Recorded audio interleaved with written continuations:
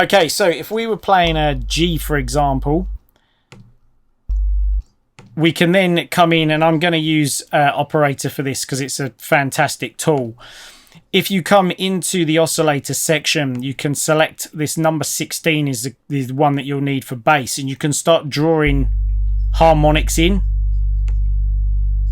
And that's immediately going to make this start to sound richer.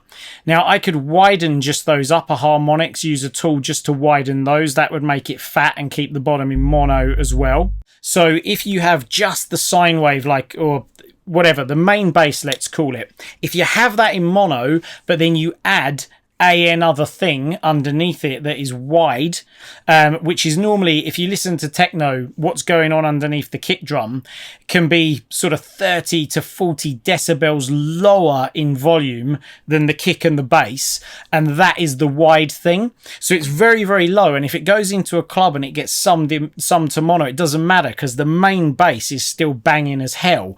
But if you listen to it on a system where it is wide, you get that extra kind of almost psychoacoustic kind of vibe to it. But that being said, there are plenty of basses now that are appearing that are in stereo. As long as it collapses to mono, you'll be okay. And I often talk about my favorite tool for that, which is BX Stereo Maker. Let me just go in here and show you guys this tool as well. This kitty here, if you want to make stuff wide, this is the one to go for. It will take a mono signal and it will widen it. So in this particular instance, I could take this bass sound and I can widen it,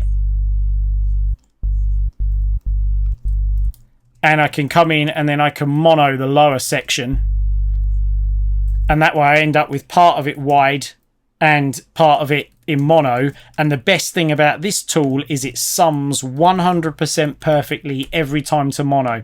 So if anybody needs to do it, if it gets summed the low end in a club, that is going to resolve it immediately. So that is a secret. Well, it's not a secret weapon. I always tell you guys about it, but it is super, super cool and well worth getting.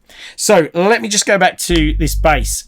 So straight away, by adding these upper harmonics, I've made this sound richer and bigger and warmer.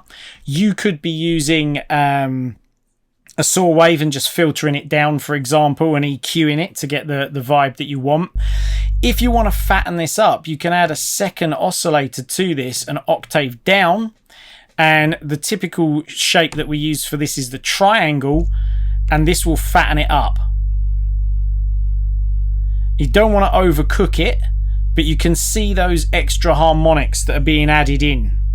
And these will again really start to fatten the bass up. You're not going to want this hump at the bottom that's just been introduced, that's an octave lower. So make sure you EQ that out.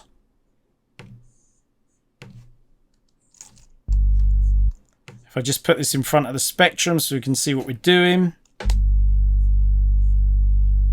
No, unfortunately, that one is not a freebie.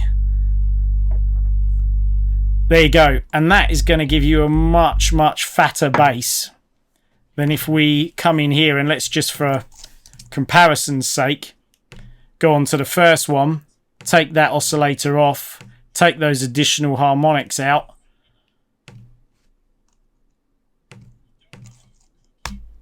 And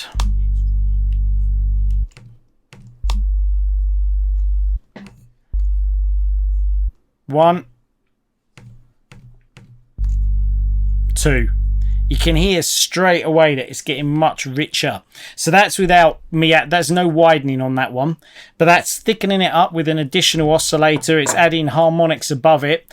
There is another tool that I haven't tried yet, which is again by the Brainworks guys.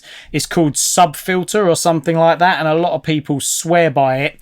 They have a free version of that, so if you guys want to try that out, that again does some clever kind of boosting and psychoacoustic effects to fatten up a bass line, because a lot of it is to do with what you're hearing above the bass that is making your brain create the information below the bass. It sounds a bit weird, but that is part of the kind of magic that is going on. So you've got additional harmonics, and again, in fact, let me just dive back 2 seconds. The other things that you can use with this, Chris, which I didn't mention here, and I've turned this into a little rack just the other day. Matt Bush put me onto this. I really like these plugins, so I bought all 3 of them and turned them into a rack. I strongly recommend that you do this if you've got coloration plugins that you like and you use Ableton. And if you don't use Ableton, you can always key map the on-off button of different plugins, which is another way of doing it. So I like to have a number of processors that are already set up so I can dial each one in to sound decent, and then I can flick between them to see which one is actually sounding the best. So that is something that I would recommend doing as well on your efforts to fatten up anything in your track. Get a number of different processors. I like these ones from Kush Audio. They sound good, and I'm a big fan of stuff that's got one big dial in the middle of it, and there's very little for me to do other than tweak that. Don't like much work when it comes to this stage.